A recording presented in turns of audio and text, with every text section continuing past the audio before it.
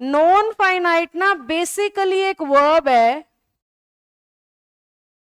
Non finite एक तरह की वर्ब की फॉर्म है, फॉर्म। एक तो होती है बच्चों वर्ब की types, main verb, helping verb, ये वर्ब की टाइप्स होती हैं। फॉर्म्स का मतलब होता है वर्ब तो सेम है, बस इस्तेमाल करने के नजरिए से चेंजेस आ जाते हैं रूल में, उसको कहते हैं वर्ब की फॉर्म्स। दोबारा सुनो ध्यान से। टाइप का मतलब वर्ब ही अलग तरह की है, हेल्पिंग कोई और ही चीज है और मेन वर्ब कोई और ही चीज है। जबकि फॉर्म का मतलब है वर्ब तो सेम है, यानी गो ही है, पर आधी बार फाइनाइट बन जाएगी और आधी बार नॉन फाइनाइट। एक ही वर्ब होगी जो जरूरत और जगह के हिसाब से अपने रूप को बदल लेगी, इसलिए उसे क्या कहते हैं, फॉर्म्स, ना कि टाइप। एक जैसे आपका, अभी आप स्टूडेंट हो, यहां से बाहर निकलते ही आप एक दूसरे के दोस्त हो, घर पहुंचते ही आप बेटा बेटी हो, रूप बदलता जा रहा है जगह और जरूरत के हिसाब से। तो ऐसे ही वर्ब भी हर सेंटेंस में अपने पोजीशन के हिसाब से, जगह और जरूरत के हिसाब से क्या बदलती है, सिर्फ अपने रूप, उसको फॉर्म कहा जाता है।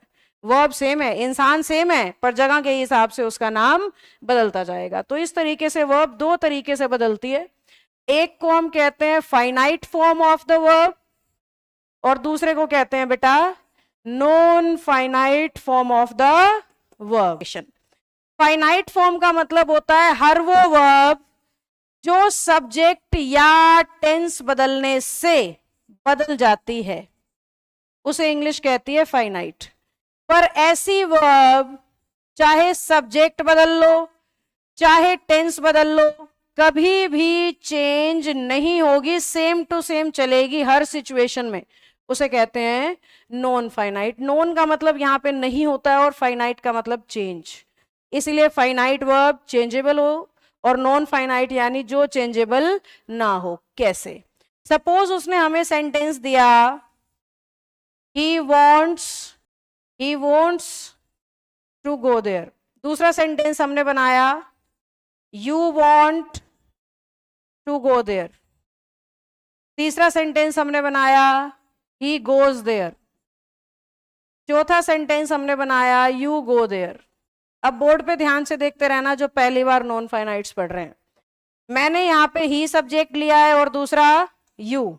अगर आप ध्यान से देखें तो जब मैं ही से यू में कन्वर्ट हुई तो वांट पे तो असर दिखा, लेकिन गो पे कोई असर दिखाई नहीं दिया।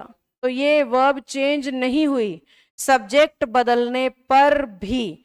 अगर मैं टेंस बदलूं और सब्जेक्ट बदलूं तो भी चेंज नहीं होगी। ध्यान से देखना, मैंने सब्जेक्ट भी बदल दिया और टेंस भी बदल दिया, अब भी मैं टू गो देयर ही लिखूंगी। सब्जेक्ट भी बदल गया बच्चों और टेंस भी बदल गया, फिर भी क्या लिखा जा रहा है, टू गो। तो नॉन फाइनाइट वर्ब होती वो है जो ना तो सब्जेक्ट का ना टेंस का अपने ऊपर असर दिखाए, सेम टू सेम हर जगह लगती चली जाए। पर यही सेम वर्ब इस सेंटेंस में जाके देखो फाइनाइट बन चुकी है, क्योंकि सब्जेक्ट बदलते ही वर्ब बदल गई। टेंस बदलूंगी और सब्जेक्ट बदलूंगी, देखना फिर बदल जाएगी। I went there. समझ पाए मेरी बात को?